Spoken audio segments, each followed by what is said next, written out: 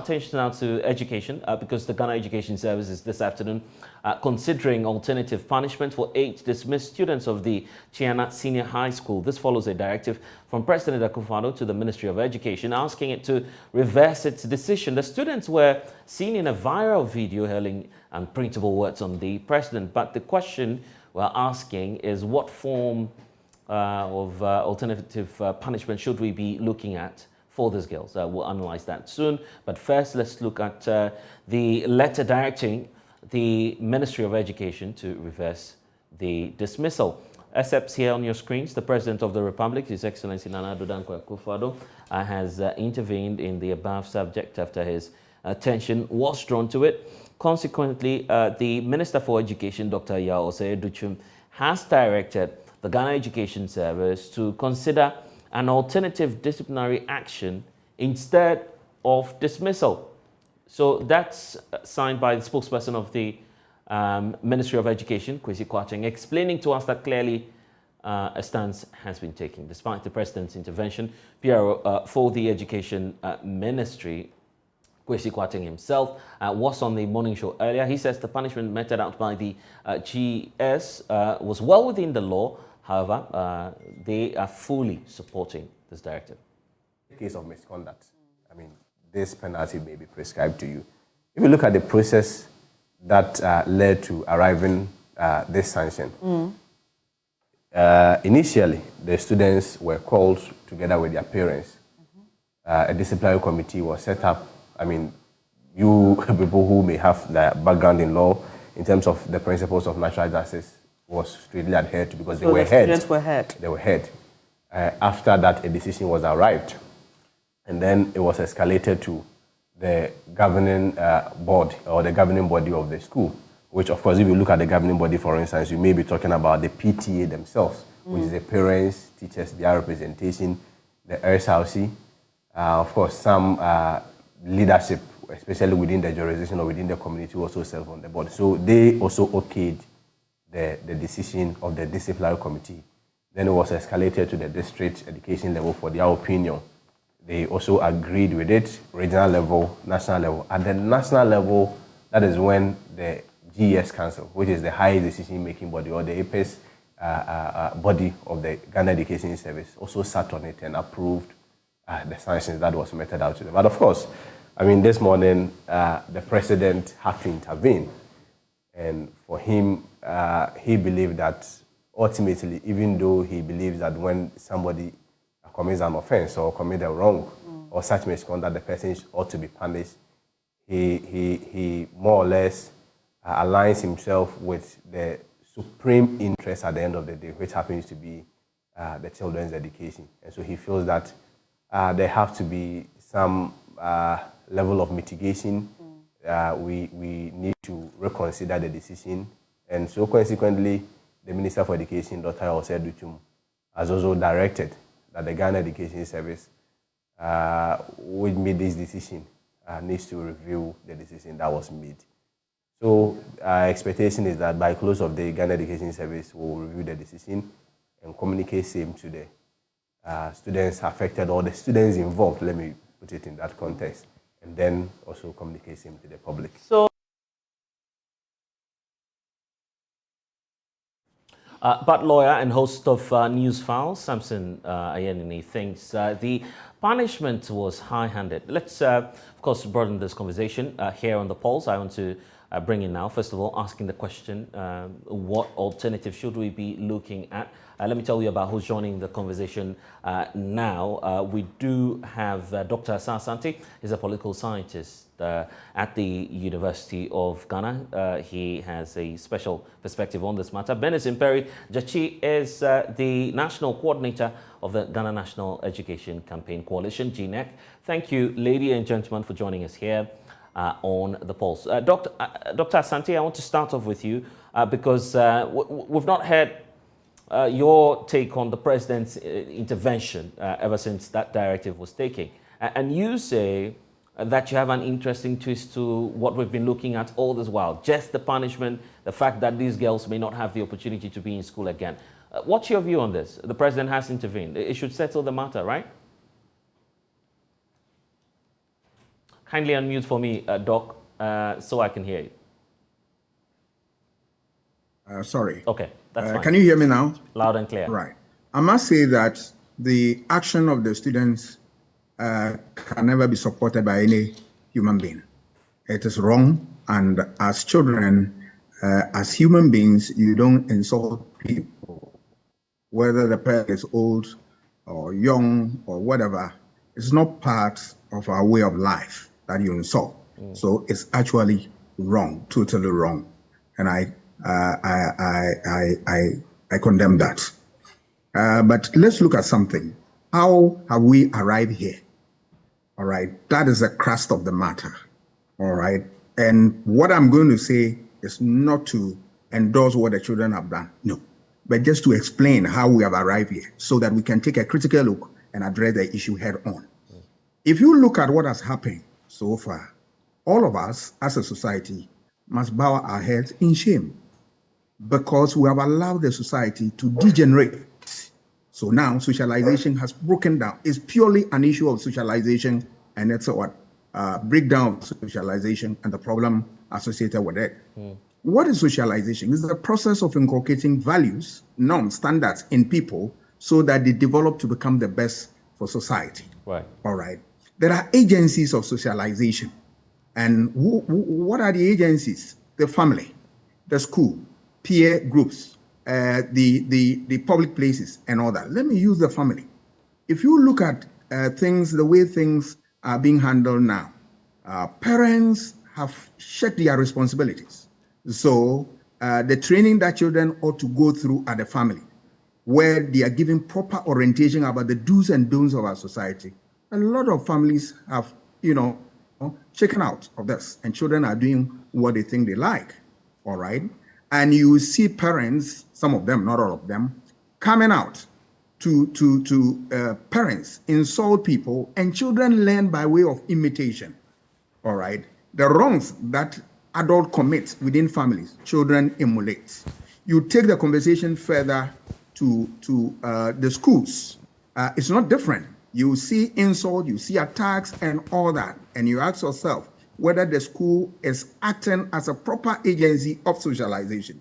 Move into peers is worse, where the peers, because families are broken down, because schools are ineffective, you see peers educating children and miseducating children, if you like, towards certain directions. So you see this type of behavior very prominent among what appears. Right. What is more is that if you look at public places, all right, you see workplaces, insult here and there. You see even among certain institutions. Look at political actors in this country. They insult every time. Some of them, you see pure insult held at their opponents and all that. What do you expect children to do? They learn by imitation. They see people as role models and they learn from them. I believe that the way forward to this thing is for us to intensify our education on socialization, right, so that the standards, the norms that have kept the society together will bring them back. Over the past 24 hours. And then make sure that we enforce them. That also put a responsibility on the part of those in education, especially the ministry. I know that part of their curriculum, these things are taught. They need to enforce them rigidly so that they inculcate in the children these important values, so that you see political officers, you see elders, you don't insult them, you don't attack them. It is not a way of life. The last aspect of it I want to touch on is the issue, because I've talked about institutions. The social media is a critical component of this. It is a field day for people. People go there and all manner of values are learned, behavior and whatnot are all there. And children learn this thing and bring it to the fore to the society. So I believe that we as a society, we have failed in the first place to right these wrongs and prepare our children for a better life. Two, the next point is that I want the children to also know that they owe the society and themselves a responsibility, that whatever that is given to them by way of training, they will emulate and live up to expectation. I just want to pick up on the point about the social media, because in the last few hours we've seen lots and lots of activities going on, advocacy, asking the president to reverse the decision. Will this in any way add to the president's approval rating, politically speaking?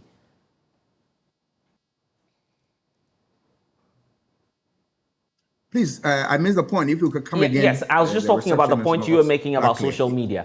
The point about social media. Many are still using that tool, using the platform, asking the president to reverse the decision.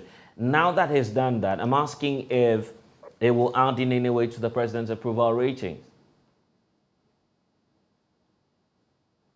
Oh, obviously, the president has listened, and I like his posture, that even though it was an attack on his persona, he has taken it lightly, but decided that, look, they need to pardon them and all that. That's the way to go, all right?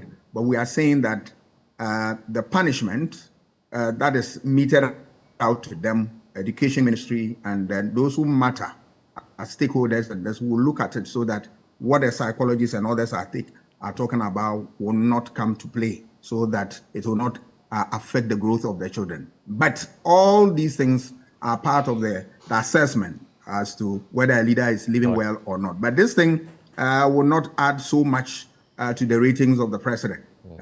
That is, there are real, extremely critical issues that people look at, the economy and other things, and this is the way to go. But of course, this also is a giant step that the president has taken that we think is appropriate. Dr. Sasanthi, thank you for your time. Let's hear from Benis Imperijechi. She's the National Coordinator for the Ghana National Education Campaign Coalition. Earlier, you issued a position on this, asking government to tone down on the level of punishment meted out to these school children. Now the president has intervened. Are you welcoming that? Yes, please. We welcome the decision that the government has taken to reverse the dismissal into other punitive measures that is needed for the children. Because the children have done wrong. What they did wasn't right at all.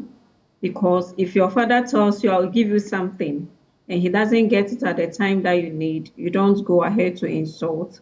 So it's something that we really condemn as a coalition, and the children didn't do well. But for the fact that at a point in time, the children themselves have realized the wrong they have done. And then I saw one video of them apologizing, crying, and then all that. So I think the president listened to their plea and decided to reverse the dismissal, because the dismissal was going to cause a lot more harm than good, directly to the children, to their community, and even the entire nation. Because to dismiss 8 girls out of school, the implication is so wide that we think that we are just punishing them for not doing something right.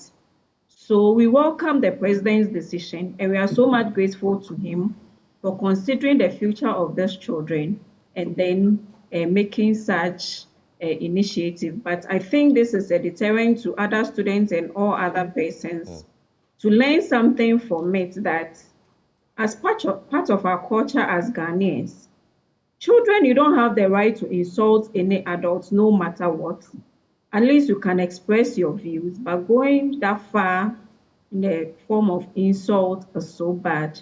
I agree with what Doc was saying to some extent, that we have broken our community socialization, because now everybody is insulting, everybody is saying all kinds of things, and we see it to be normal. Right. So these children may also see it as normal. So we thank the president for this decision. Okay, but you're saying that should not take away the punitive measures. Something else should be done. Yes, something else should be done. Something else should be done, because as a coalition, we were not happy with the punishment that GES gave. It was too harsh to the children. So we are asking that they have a disciplinary toolkit that is supposed to guide them in meting out punishment to students who become culprits or who break certain rules. But sacking them was too harsh. But we agree that the children should be punished. Otherwise, we have another concern, that now the image of those children to some extent has gone very viral with some form of stigma attached to it. So as much as we are considering other form of punitive measures, we should look at even making the school environment more conducive for them, avoiding stigma and stigma in relation to this issue, so that the children will be able to continue their education smoothly. They need some form of counseling, psychological counseling and all that, so that they can stay in school, learn, and then continue with their academic ladder. Okay, and very finally, what would you expect from the parents as well? Some of them are equally worried about what's happening. Yes, so I'm sure they would never be happy that the names of their children has gone far, which is directly attached to them as parents. It could also be that maybe they have failed in instilling discipline to their children, but that may not be the case.